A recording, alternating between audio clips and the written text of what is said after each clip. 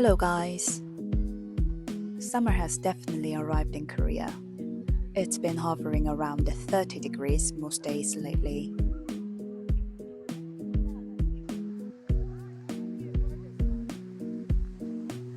Since my French friend left Korea, I've been keeping quite busy.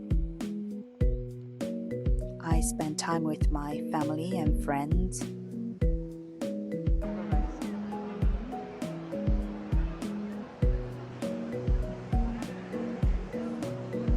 And this weekend was no exception.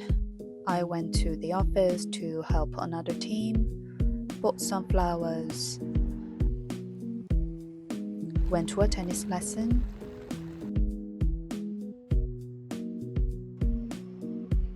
and even attended a wedding in the evening.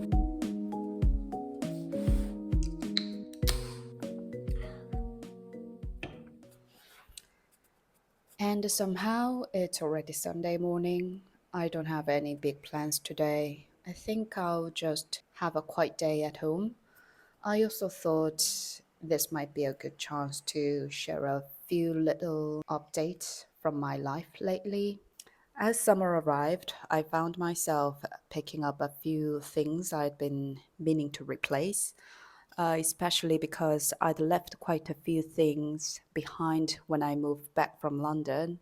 So, over the past few weeks, I've slowly been getting ready for the season ahead. First of all, I picked up a few summer tops. Korean summers are incredibly hot and humid, so I end up washing summer clothes all the time. Because of that, they tend to wear out quite quickly. I also realized I barely had any summer tops left. I got rid of most of my tops before leaving London. I'm happy to spend more on things like coats and jackets, but I'm much more practical when it comes to summer tops. As long as they are breathable and comfortable, I'm happy. So I usually look for good value rather than anything too expensive. I also ended up buying not one, but two pairs of some sandals. The first pair was a slightly more feminine style for work. Then I happened to come across another pair from Teva. I've worn Teva sandals for years because they are unbelievably practical. They are originally made for outdoor activities. They dry quickly and they are brilliant during Korea's rainy season. I thought I'd compare the two and return one of them, but unknowingly I liked them both more than I expected. So I decided to keep them. But unfortunately, the more feminine pair looked great, but after wearing them for a day, my feet were absolutely killing me. So I'm already starting to question that decision. I also bought two new travel tumblers, this and this one.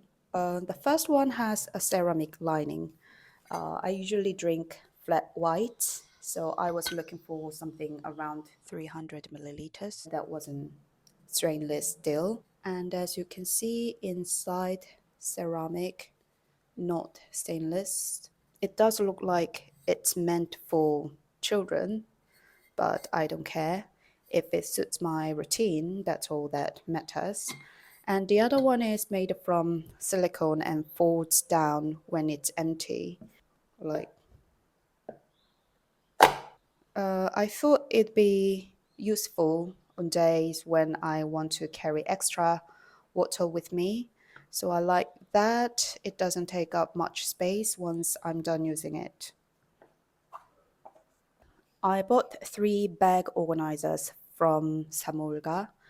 I know some people might think, why would you buy an organizer for your bag? But I carry a tumbler and sunglasses with me almost every day. Without compartments, my bags turned into complete chaos. Samolga is quite well known among handbag lovers because their organizers are made to fit specific bag models. I tend to judge things by how often I will actually use them. So if something makes my everyday life noticeably easier, I'm happy to see it as an investment.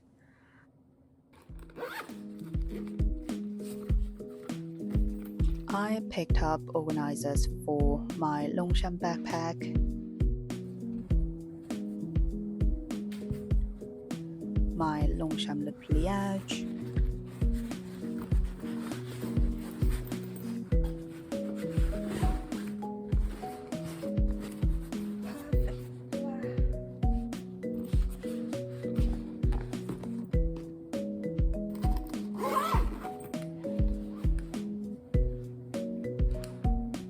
and one for my eco tote bag from Nottingham Bookshop.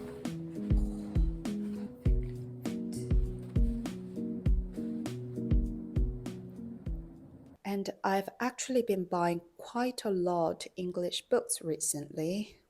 The funny thing is, I never used to buy many books. If I bought a book and didn't enjoy it, it just became clutter. So I usually borrowed books. And I started reading English books last year to improve my vocabulary. At first, progress was painfully slow. But after a few books, I started picking up speed. I've read around 10 English books so far, which I'm quite proud of. This time I picked a mix of novels and books around AI. I asked ChatGPT to recommend books that suited my English level, and if possible, stories set in London. So one of them was this one, How to Kill Your Family. The title is quite dramatic. It was actually my first crime novel. I don't normally enjoy crime fiction, but being able to picture London while reading made it surprisingly enjoyable. And this book, I've shared it with you in one of the previous my blogs, and this was given by one of my besties in London. And honey, I'm halfway through still. It's quite thick book. Yeah, but now I understand why she liked it so much because she also spent time in Barcelona, I guess, for her exchange year. And I think books become more memorable when they connect to places we've known. And maybe that's another way of noticing how you've changed. Lately, I've been reading this book. This is also quite enjoyable. It's about cognition. I've picked up a few other things as well. A friend of mine who's been into hiking, running, and marathons for years came to visit recently. We ended up going shopping at an outlet together, and I asked for recommendations on what kind of sportswear would actually be worth buying. I trust people with actual hobbies more than advertisements, so I bought a new pair of trainers along with a pair of shorts and a sleeveless top. So far, they've all been getting plenty of use. As you can see, I've been bringing quite a lot of new things into my life, but that's only half the story. Whenever I bring new things in, I usually try to let something else go as well. And this time, what started as a small tidy up turned into something much bigger.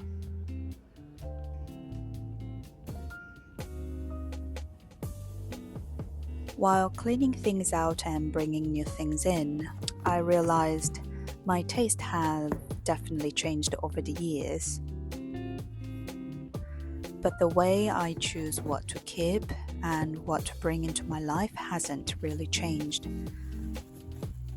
I still find myself choosing things that fit naturally into my everyday life, things I will genuinely use, and little things that make life a bit easier.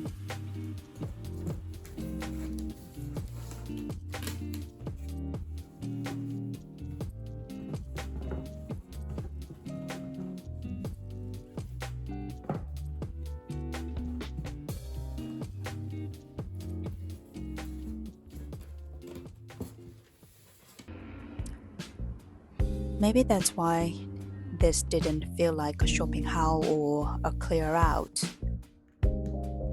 It felt more like checking in with myself, and I think that's a pretty nice way to welcome a new season.